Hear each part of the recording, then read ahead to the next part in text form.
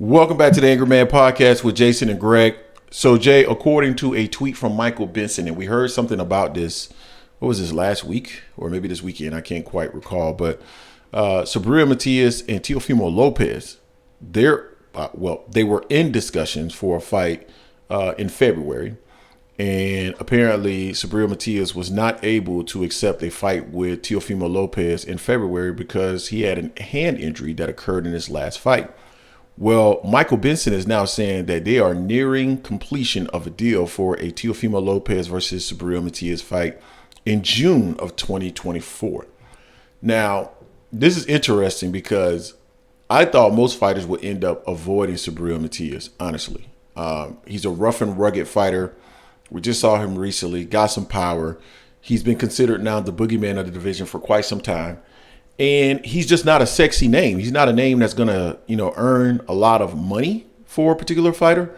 But, man, will it surely give you bragging rights. And we talked about Devin Haney and the fact that he was able to successfully beat Regis Prograis this weekend. And we gave him the mantle of having the best resume at 140 or 135 pounds. I'm of the mindset that if Teofimo Lopez defeats Subrial Matias and unifies at 140 pounds, he has the best resume at 135 pounds or 140.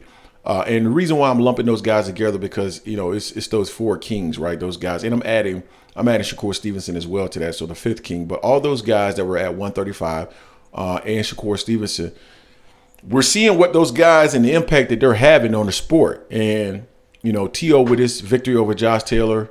Again, I'm gonna preface my statements by saying this, and a lot of people that get upset when we do this or when we say this, but with new information, opinions can change. And it's absurd to remain steadfast in a particular opinion or frame of thought when new information becomes available to you, and you can now process that information to come to a more informed opinion. Or what have you, and then you sit up there and you stay stuck on the same nonsense you were saying, right? New information has become available, and if new information becomes available relative to Josh Taylor and Regis Prograis, then my opinion may change. Meaning, these guys that on 140 were never really that great to begin with, and we saw them get smoked by somebody else subsequent. Then maybe their victories don't look as good. But if these guys remain at where we think they are right now, then their resumes look really good. Specifically, Tank's, and I know people are going to have an issue with me saying that, but Tank, Teo, and Devin.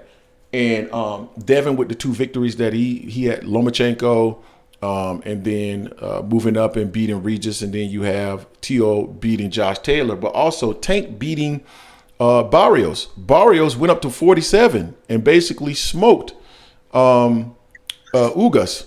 So you gotta give Tank some respect on his name as well. So these guys are looking fantastic, and Teo is looking to take it to a next level. So I'm very interested in seeing this fight, and I hope it materializes. Jay, what's your thoughts on it? Yeah, no, I give Teo. I give Teo shit from time to time, man, just because of stuff he does outside the ring and some stuff he says.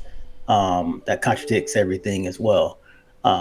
He had a stinker of a fight against Sandor Martin, but he came back and handled business. He came back looking like the Teo that we saw before, that we thought he could possibly be, and that got me back on. Got me back on the Teo train. Like, okay, he damn sure looks good. Him and Subrial, that'd be a hell of a match, especially in June. But to my understanding, Teo said he still wants to fight in February. So depending on who he fights in February, that could derail this fight here in June, because they're talking about doing fighting on Puerto Rican Day parade in New York, which would be perfect. That'd be a monster seller right there. Teo's from that area, from New York anyway. He does most of his best sales in New York. Subrial being Puerto Rican, that'd be a hell of a card too. I think they could put together in June. The thing is, what Keel was talking about, he's going to fight in February. Who's going to fight in February? Could that be someone that's going to challenge him, or could it be a stay busy fight where he just stays in there, shows that he can still handle business?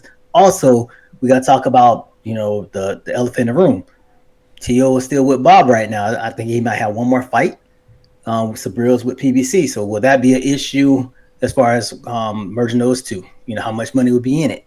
So all that always has to come into play. I hate that it does, but It's the reality of that situation of boxing on there. But it'd be a hell of a match with Subriel and Tio. Tio will definitely have a tough resume with fighting a guy like this. Because Subriel, I think after his last fight, he's definitely one of the best at 140. Him and Tio. We thought Regis was up there on the outside looking in. Now he's not in there at all. Devin took his strap and is up there in the 140. The other champion at 140 is Rolly. Right now he's in recess because he's been injured, but we really don't see Rolly as one of the tops in that division, no matter what, with a belt or not without a belt, or not with a belt. So, but Tio, Subriel, that's going to be a hell of a match if they do that. That'll be warfare. The only thing for me, Subriel is there to be hit. Tio shows he has a high boxing IQ, especially after the way he dismantled Josh Taylor his last fight. So that'd be interesting to see how Subriel changes his game plan and not just to be there to be hit. Nah, man, it'd be an interesting fight. I agree with you. I think Subriel Matias is there to be hit, and I think Teofimo has the skills to hit him. I think Devin has the skills to hit him as well, but the thing about it is, I think Devin and Teo have the potential to actually beat Subriel Matias, but it's a dangerous fight regardless. I mean, it's a really, really dangerous fight.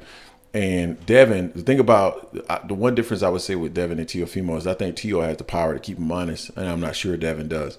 And I know Devin was able to put Regis down. I understand that and I get it, but I still believe that he doesn't have the power to keep him as honest as Teo does, and because of that, I just feel like Teofimo would be he probably match up a little bit better than Devin. Although I think Devin has potential to beat him as well, but this will be an exciting fight for me, and my preference would be for Teo to take something. If he's truly going to take Matias next, then my preference would be for him to take something that's a little bit more light work for February. And then, if you're stepping into a big match with a guy as dangerous as Matias, then take a light match, take something that's going to stay busy fight, keep you sharp, go into June with that Matias fight. Love to see that. Teo's gotten on my nerves a lot too, man, with some of the comments he's made. He's not 2-time undisputed. Hell, he's not even 1-time undisputed. You know what I mean? So he's gotten on my nerves with that stuff. Yeah. He's gotten on my nerves with some of those comments as well. But man, this right here would definitely put a feather in his cap, and he would have to have the best resume as far as I'm concerned. I would edge him above Devin Haney if that's the case. So excited about the fight. Jay, anything else you want to share in regards to this? I mean, honestly, those three fighters there at 140, I'll take any iteration of two of them fighting. Devin and Teo and Subriel Matias, Devin and Subriel Matias. I'll take any of those whatsoever, But yeah, I agree. I think Teo should have a tune-up fight just to stay busy in February and then get ready for Matias in June. Absolutely. You guys tell us what you think in the comments section in regards to the potential of this fight happening in June. I'm excited about it. I hope you are too. Don't forget to like, comment, and subscribe. This is the Angry Man Podcast, AM Sports Media, and we are out.